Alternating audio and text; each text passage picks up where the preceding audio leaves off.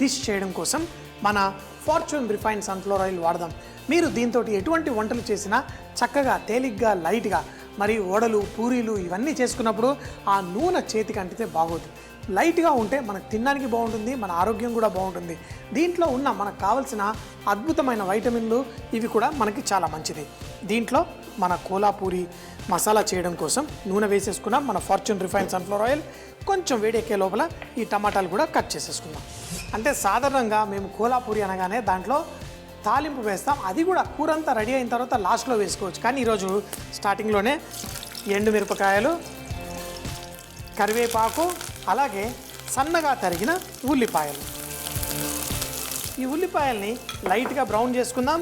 ఇందులో మనం సన్నగా చాప్ చేసుకున్న అల్లాన్ని కూడా కొంచెం వేసేసుకుందాం. ఈ అల్లం ముక్కలు ఈ 4 కాంబినేషన్లో, అంటే ఈరోజు మనం వెల్లుల్లి వేయట్లేదు, ఇందులో ఈ అల్లం, కరివేపాకు, కొత్తిమీర ఇవన్నీ పడ్డ మంచి టేస్ట్ వచ్చేస్తుంది. ఈ ఉల్లిపాయలు కొంచెం ఎర్రగా వేయడానికి కొంచెం అంత ఉప్పు వేసేసుకుందాం. ఈ ఉప్పు వేయడం వల్ల ఆ ఉల్లిపాయల్లోని తేమ కూడా బయటకు వచ్చేసి తొందరగా ఫ్రై అవుతుంది. 3 నిమిషాల పాటు స్లోగా ఫ్రై చేసుకుందాం.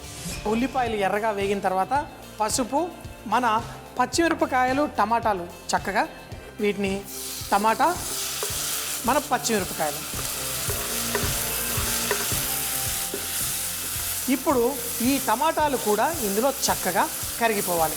దీంట్లో మనం చేసుకున్న ఈ మసాలా ఏదైతే ఉందో దీన్ని కూడా కావలసినంత ఇందులో వేసేసుకుందాం.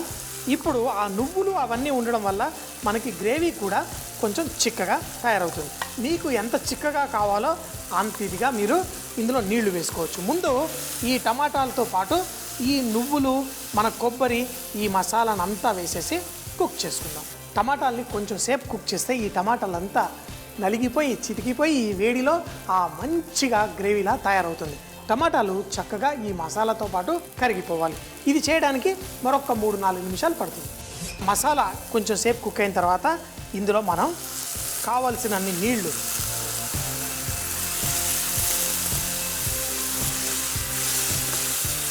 ఇందులో సరిపడా నీళ్లు పోసుకొని దీన్ని కొంచెం సేపు చక్కగా మరగనిద్దాం. అప్పుడు దీంట్లో ఆ ఫ్లేవర్స్ అన్నీ కలిసిపోయి మంచి గ్రేవీ తయారవుతుంది.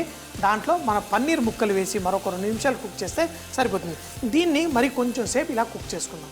మూత పెట్టి కూడా కొంచెం సేపు కుక్ చేసుకుంటే మనకి గ్రేవీ చూడండి మంచి కన్సిస్టెన్సీ కూడా వచ్చేసింది. మరి దీంట్లో కావలసిన ఘాటు, కోలాపూరి అంటే ఘాటుగా ఉంటుంది. ఘాటుగా పర్ఫెక్ట్గా ఉంది. మరి ఇందులో పన్నీర్ ముక్కల్ని కట్ చేసి వేసేసుకుందాం. మీ అందరికీ తెలుసు పన్నీర్ ఎంతో మైల్డ్గా మంచి ఫ్లేవర్తో ఉంటుంది. కేవలం మక్కనీ గ్రేవీలే కాదు, మీరు కావాలంటే హాట్ గ్రేవీలతో కూడా ఇట్లా వడ్డించుకోవచ్చు. దీంతో పాటు మనం కొత్తిమీర వేసి పన్నీర్ని మీరు మరీ ఎక్కువసేపు కుక్ చేయాల్సిన అవసరం ఏం లేదు. దీంట్లో వేసిన తర్వాత ఉప్పు, ఆ మసాలా మాత్రం మీరు అడ్జస్ట్ చేసుకోవాలి. దీంట్లో కొత్తిమీర కూడా వేసుకుందాం. వేసేసి చక్కగా కలిపి 1-2 నిమిషాలు కుక్ అవుతే చాలు, వడ్డించుకుందాం. పైన ఈ ఎండుమిరపకాయలు, కరివేపాకు ఉంటూ మంచి సువాసన వస్తుంది. దీన్ని 1-2 నిమిషాలు కుక్ చేసేసుకొని ధనియాల పొడి, పసుపు ఇవన్నీ దొరుకుతాయి. ఇందులో చక్కగా మన ఖరానీ పసుపు వేసుకుందాం. ఎటువంటి కూరల్లో అయినా ఆకుకూరలు కొంచెం అంత పసుపు వేస్తే ఆ వంటల్లో మంచి సువాసన అలాగే మంచి రంగు కూడా తీసుకొస్తుంది. ఇందులో కొంచెం అల్లం వెల్లుల్లి ముద్ద కూడా వేసేసుకుందాం. ఇందులో తేమ ఉల్లిపాయల రూపంలో, ఈ అల్లం వెల్లుల్లి రూపంలో ఉంది. మనం ఇప్పుడు మసాలా వేసినా మాడకుండా ఉంటుంది, ఎందుకంటే ఇందులో ఆ తేమ ఉంది కాబట్టి. ఇప్పుడు చేసుకున్న ఆ మసాలా పొడి, ఇందులో సోఫ్ పొడి, కొబ్బరి, జీడిపప్పు అన్నీ వేసాం. వాటన్నిటిని దీంట్లో వేసి నేతిలోనే దాన్ని వేయించుకుందాం. ఈ నేతిలో వేయించుకుంటూ చూడండి మన మసాలా అంతా చక్కగా ఇలా విరక్కొట్టి, అంటే కొంచెం కూడా మాడకుండా జాగ్రత్త పడాలి. ఈ విధంగా మనం ఇదంతా వేగుతున్నప్పుడు మన చికెన్ ఏదైతే ఉందో పొడి పొడిగా చేసేసుకున్నాం. ఏంటో గీ రోస్ట్ అంటాడు, చికెన్ అంటారు కదా, మీరు తర్వాత మీరే చూస్తారు కదా. ఈ మసాలాలో వేసేసి ఈ చికెన్ ఈ విధంగా రోస్ట్ చేసుకుందాం. ఇప్పుడు ఆ నిజమైన ఆ సువాసన, ఆ ఫ్లేవర్ అంతా ఈ చికెన్కి వస్తుంది. ఏంటి ఇది తినేది ఎట్లా? పొడి పొడిగా కాదు, ఇది పొడి పొడిగా ఉండదు, మనకి కావలసిన విధంగా మంచిగా గ్రేవీలా తయారవుతుంది. ఇప్పుడు దీంట్లో మన గ్రేవీకి కావాల్సిన పదార్థాలు వేసుకుందాం. ముందుగా టమాటా కొంచెం ప్యూరీ వేసేసి దీంతో పాటు కొంచెం సేపు కుక్ చేసుకుందాం. ఇది చిక్కగా డార్క్ కలర్లో మనకి గ్రేవీ రావాలి. ఆ గ్రేవీ రావడం కోసం ముందు దీన్నంతా ఆ మసాలాతో పాటు ఈ చికెన్ని కూడా ఒక 4-5 నిమిషాల పాటు దాన్ని చక్కగా వేయించుకుందాం. ఈ కూర వడ్డించేటప్పుడు మనకి హలీం ఎలా ఉంటుంది, ఒక ముద్దలా ఉంటుంది, కానీ ఇది కొంచెం అంత నెయ్యి బయటకు వస్తూ మంచి కూర మసాలాలా తయారవుతుంది. అది తయారవడం కోసం ఇప్పుడు దీంట్లో మనం తేమ యాడ్ చేయాలి. తేమ కేవలం నీళ్లు యాడ్ చేస్తే సరిపోదు. చికెన్ ఆ బోన్స్తో సహా ఉడికించుకున్న ఈ నీళ్ళని ఇందులో వేసి మనం కుక్ చేసుకుందాం. ఈ చికెన్ చూడండి ఎర్రగా ఎలా వేగిందో. ఆ నేతిలో అలా వేగడం వల్ల దీనికి మంచి రుచి వస్తుంది. కొంచెం టమాటో ప్యూరీ కూడా వేసాం. ఆ టమాటో ప్యూరీ కూడా ఇందులో చక్కగా కుక్ అయిపోయింది, ఏ మాత్రం పచ్చిదనం లేకుండా. ఇప్పుడు దీంట్లో పచ్చిమిరపకాయలు కొంచెం లావుగా, ఎందుకంటే ఇవి తినేటప్పుడు ఈ గ్రేవీలో మనకి రావాలి. గ్రేవీ అంటున్నాడు, ఏమీ వేయలేదా? మన దగ్గర మన చికెన్ స్టాక్ రెడీగా ఉంది. దీంట్లో ఆ వేడి స్టాక్ పోసేసుకుందాం. చూడండి ఇలా. అయితే ఇందులో మనకి ఆ నెయ్యి కూడా ఉంది. ఆ నెయ్యి కూడా దీంట్లో నుంచి బయటికి వచ్చేంత వరకు దీన్ని ఇలా కుక్ చేసుకుందాం. ఉప్పు కూడా ఇంకా వేయాలి, లాస్ట్లో మళ్ళీ ఉప్పు వేద్దాం అని. మంచి మసాలా ఫ్లేవర్సు అంతా పర్ఫెక్ట్గా. జీడిపప్పు వేసాం, కొబ్బరి వేసాం, సోంఫ్ వేసాం, మిరియాలు, జీలకర్ర, అన్ని మసాలాలు ఎండుమిరపకాయలతో సహా వేసాం. ఇందులో ఇప్పుడు మనకి తగినంత ఉప్పు వేసుకోవాలి.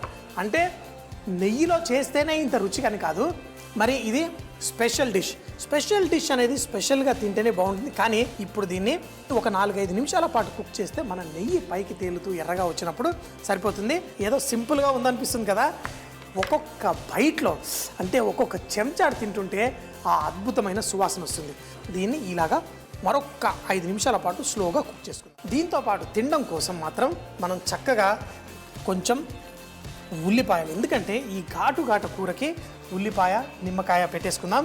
దీంట్లో చక్కగా కొంచెం అంత పులుపు మనం లాస్ట్లో యాడ్ చేసుకుందాం నిమ్మకాయ ద్వారా. అలాగే మన కొత్తిమీర కూడా మంచిగా ఇందులో వేసుకుందాం. మంచిగా నెయ్యి, కరివేపాకు అన్నీ వేసి చేసిన ఈ గీ రోస్ట్ చూడండి, చక్కగా ఆ నెయ్యి పైకి తేలుతూ ఎంతో పర్ఫెక్ట్ రుచి వచ్చేసింది. వడ్డించేసుకుందాం మరి. చూడండి, దీన్ని మనం ఈ విధంగా వడ్డించుకుందాం. ఆ పచ్చిమిరపకాయల్ని కూడా ఈ విధంగా రావాలి. చికెన్ కాళ్ళ ముక్క ఇలా తీసుకొని తినే వాళ్ళకి మరో స్పెషల్ డిష్. ముక్క లేదో, ఓన్లీ రుచే. బయటలో కాదు, ప్రతి ముద్దలో ఆనందం. మనం చేసుకున్న దీన్ని చూడండి ఎర్రగా ఎంతో పర్ఫెక్ట్గా ఉంది. దీన్ని ఒక మంచి గ్రేవీలా అన్నంతో పాటు చక్కగా వేసేసుకుందాం. అన్నం ఎక్కువగా వేసేసి పలసగా కలుపుకోకండి. ఇది కొంచెం ఘాటుగా ఆ నేతి సువాసన చక్కగా ఎంజాయ్ చేస్తూ తినాలి. దీంట్లో వచ్చే అద్భుతమైన సువాసన అంతా ఇంత కాదు. చికెన్ గీ రోస్ట్ మసాలా.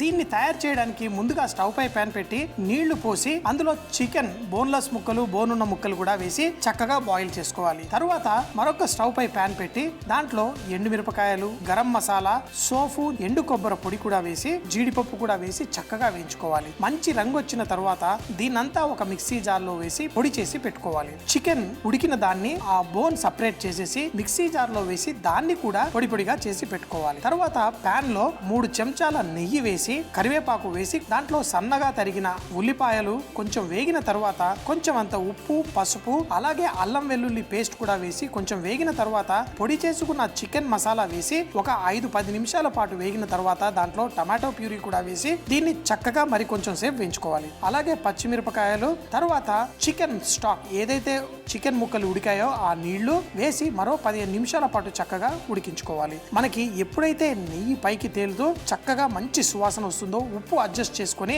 కొంచెం అంత నిమ్మరసం అలాగే కొత్తిమీర కూడా వేసి దీన్ని వేడిగా అన్నంతో పాటు వడ్డించుకుంటే చాలా టేస్టీగా ఉంటుంది.